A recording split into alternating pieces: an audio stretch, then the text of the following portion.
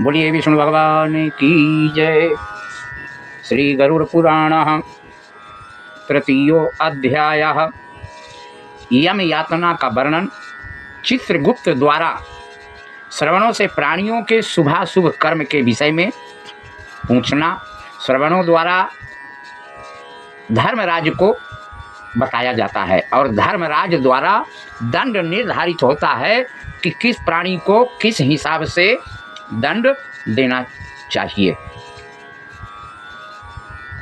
यम मार्ग में यात्रा पूरी करके यम भवन में जाकर पापी किस प्रकार की यातना भोगता है, इस प्रकार श्री नारायण गरुड़ जी को बताते हैं। बहुभीतपुर के आगे 44 योजनों का फैला हुआ धर्मराज विशालपुर है। इस धर्मराज का विशालपुर परिपूर्ण हाहाकार से भरा हुआ है। उस पुर को देख कर के प्राणी रोने लगता है, चिल्लाने लगता है। उस रोदन को सुनकर यम के गण द्वारपाल उस प्राणी के पास पहुंचते हैं, द्वारपाल, और वह जाकर चित्रगुप्त से प्राणी के शुभ अशुभ कर्म को बताता है। उसके बाद चित्रगुप्त भी उसके विषय में धर्मराज से कहते हैं। नास्तिकाये नरास्तार्यक्षय महापापरता सदा तांश सर्वान् यथा योग्यं सम्यग् जानति धर्मराट तथापि चित्रगुप्ताय तेषां पापं च प्रक्षति चित्रगुप्तोऽपि सर्वज्ञ श्रवणान् परिप्रक्षति। प्राणी के विषय में चित्रगुप्त धर्मराज से यथार्थ रूप से भली भांति से जानते हुए चित्रगुप्त उन प्राणियों के पाप के विषय में पूछते हैं और सर्वज्ञ चित्रगुप्त भी श्रवणों से पूछकर, श्रवण ब्रह्मा जी के पुत्र हैं, वे स्वर्ग पृथ्वी तथा पाताल में विचरण करने वाले तथा दूर से ही सुन एवं जान लेने वाले, उनके नेत्र सुदूर के दृश्यों को भी देख लेने वाले होते हैं। शरीर के हर अंग आपके हर कर्मों के साक्षी होते हैं। अच्छा हो, बुरा हो, खराब हो, जैसा भी हो, हर अंग जिसका जो कार्य है वो अपने अपने समय पर कार्य करते रहते हैं। श्रवणों के समान वे स्त्री पुरुष सभी प्रकार की चेष्टाओं को तत्वतः जानती हैं। मनुष्य छिपकर अथवा प्रत्यक्ष रूप से जो कुछ करता है और कहता है वह सब श्रवण और श्रवणिया चित्रगुप्त से बताते हैं।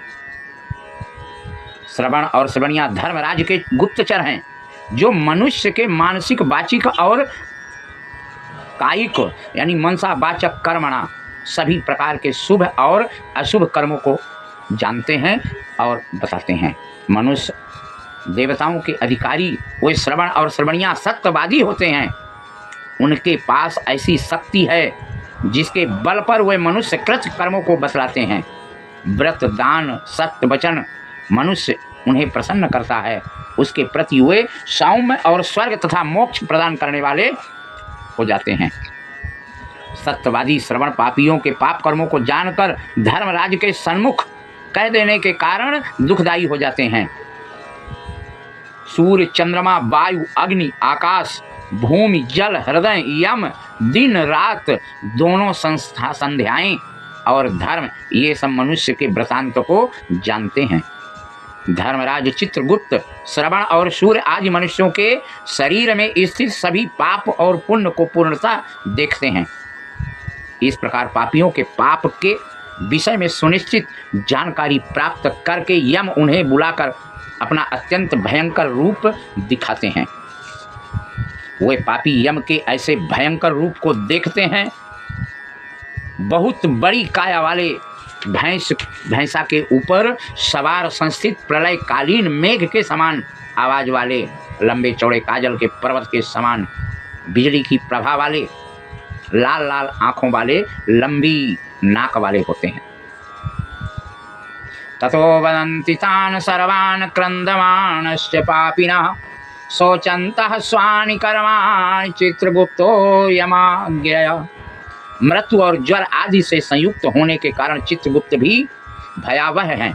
यम के समान भयानक सभी दूत उनके समीप पापियों को डराने के लिए गरजते रहते हैं। चित्रगुप्त को देखकर भयभीत होकर पापी हाहाकार करने लगता है। दान न करने वाला वह पापात्मा कांपता है, विलाप करता है। चित्रगुप्त यम की आज्ञा से क्रंदन करते हुए, रोते हुए, पाप कर्मों के विषय में सोचते हुए उन सभी प्राणियों से कहते हैं, हे पापियों, दुराचारियों, अहंकार से दूषितों, तुम अविवेकियों ने क्यों पाप कमाया है? काम से, क्रोध से तथा पापियों की संगत से जो पाप तुमने किया वह दुख देने वाला होता है, दुख देने वाला भी है। फिर से हे मूर्खजन, तुम अपने उस पाप कर्म को क्यों किया?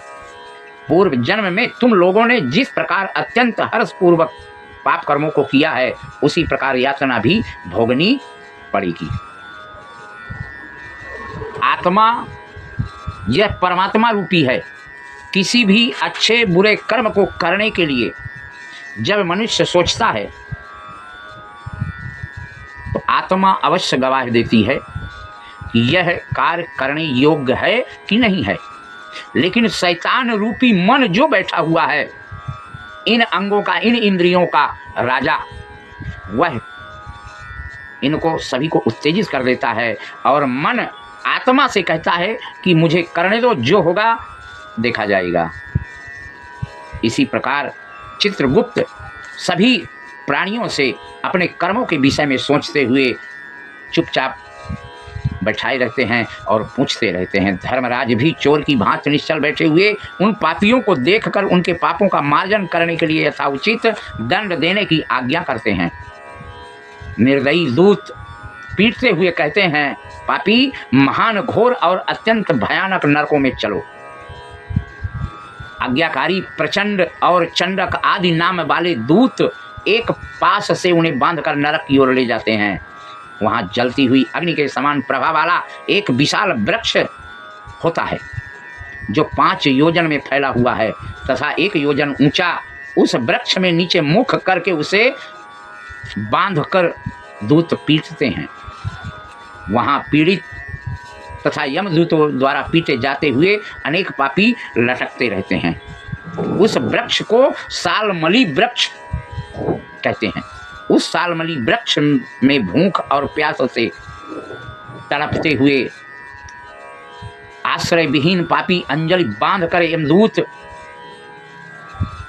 सभी प्राणी यमदूतों से अपराध को क्षमा कर दो ऐसा कहते रहते हैं, निवेदन करते हैं। लेकिन बार बार लोहे की लाठियों, मुगदरों, भालों, बर्छियों, गदाओं, मूसलों उन दूतों के द्वारा वे अत्यधिक मारे जाते हैं। चेष्टा रहित मूर्छित होकर पापियों को देख कर यम के दूत कहते हैं, दुराचारियों, पापियों, तुम लोगों ने दुराचरण क्यों किया? सुलभ होने वाले भी जल और अन्न का दान कभी नहीं किया।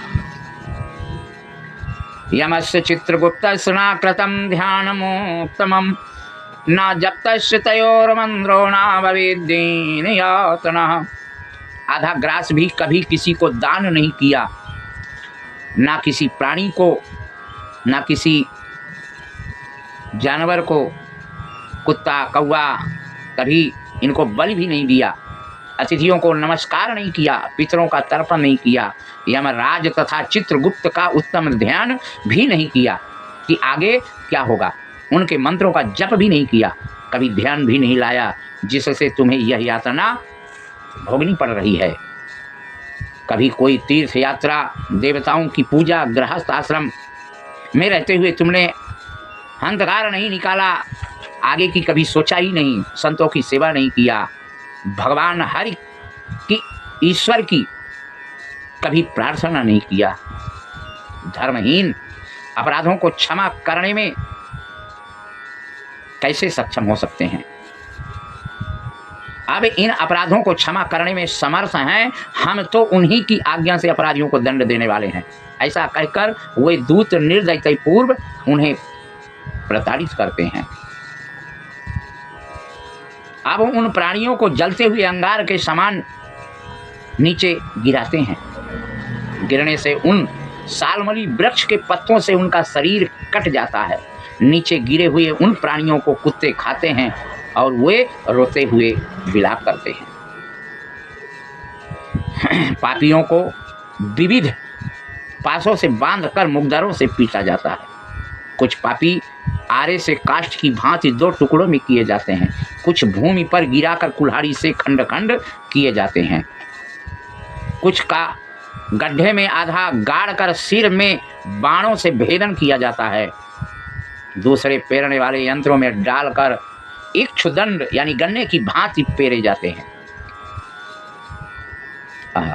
वज्रतुंडैर्महाकाकैर्गृद्धैरामिषिर्गद्धन्वी निष्कृसन्ते शिरोदेशे नेत्रे बासे चक्षुषी। किन्हीं को मत वाले गजेंद्रों के सन्मुख रास्ते में फेंक दिया जाता है। किन्हीं को हाथ पैर बांधकर अधोमुख में लटकाया जाता है, जहां वे कीड़े मकोड़े द्वारा व्यथित होते हैं। वज्र के समान चोंच वाले बड़े बड़े कौवे गीध मांस भोजी पक्षियों द्वारा शिरोदेश में नेत्र में और मुख में चोंचों से आघात करके नोचे जाते हैं। प्राण तो वायु समान है। कुछ दूसरे पापियों से ऋण को वापस करने की प्रार्थना करते हुए कहते हैं, मेरा धन दो, मेरा धन दो। यमलोक में मैंने तुम्हें देख लिया है, मेरा धन तुम्ही ने लिया था। ऐसे भी लालची प्राणी नरक में इस प्रकार विवाद करते हुए पापियों के अंगों से सरसियों द्वारा मांस नोच कर उन्हें देते हैं। इस प्रकार पापियों का सम्यक प्रताड़ित करके यम की आज्ञा से यमदूत खींचकर तामिश्र आदि घोर नरकों में फेंक देते हैं। इस प्रकार श्री नारायण गरुड़ से बताते हैं कि नरकों की संख्या 84 लाख है, लेकिन उनमें से अत्यंत भयंकर और प्रमुख नरकों की संख्या 21 है। अब वो 21 कौन कौन से हैं? तामिश्र, लौह शंकु, महासौरभ, महारौरभ, सालमली सौरभ, कुडमल, कालसूत्रक, पूत मृत्तिक, संघात, लोहितोद, सभी संप्रतापन, महानिरय, काकोल, संजीवन, महापथ, आवीच, अंधता मिश्र, कुंभीपाक, संप्रतापन तथा तपन, ये 21 नरक प्रमुख हैं। ये सभी अनेक प्रकार की यातनाओं से परिपूर्ण होने के कारण अनेक भेदों से परकल्पित हैं। अनेक प्रकार के पापों का फल इनमें प्राप्त होता है और यम के दूतों से अधिष्ठित होते हैं। रौरवादी नरकों की जो यातनाएं हैं उन्हें स्त्री और पुरुष पारस्परिक संग से निर्मित कर भोगते हैं। इस प्रकार कुटुंब का भरण पोषण करने वाला तथा केवल अपना पेट भरने वाला भी यहाँ कुटुंब और शरीर दोनों छोड़कर मृत्यु के अनंतर इस प्रकार का फल भोगता है।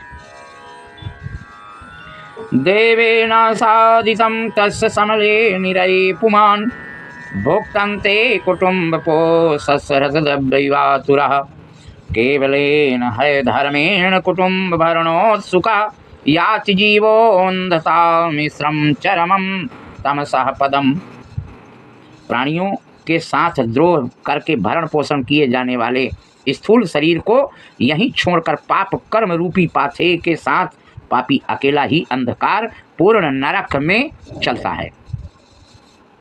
कुटुंब पोषण के फल को नरक में आतुर होकर भोगता है। केवल अधर्म से कुटुंब के भरण पोषण के लिए प्रयत्नशील व्यक्ति अंधकार की पराकाष्ठा अंधता मिश्र नामक नरक में जाता है। मनुष्य लोक के नीचे नरकों की जितनी यातनाएं हैं क्रमशः उनका भोग भोगते हुए वह पापी शुद्ध होकर पुनः इस मृत्यु लोक में जन्म पाता है। इस प्रकार ये गरुड़ पुराण द्वारा जीव की यातनाओं का वर्णन श्रवणों द्वारा किया जाता है। इस गरुड़ पुराण में नारायण अपने मुखारबिंद से गरुड़ को सभी बातें बताते हैं। बोलिए लक्ष्मी नारायण भगवान की जय। बोलो मधुसूदन महाराज की जय। हर हर महादेव।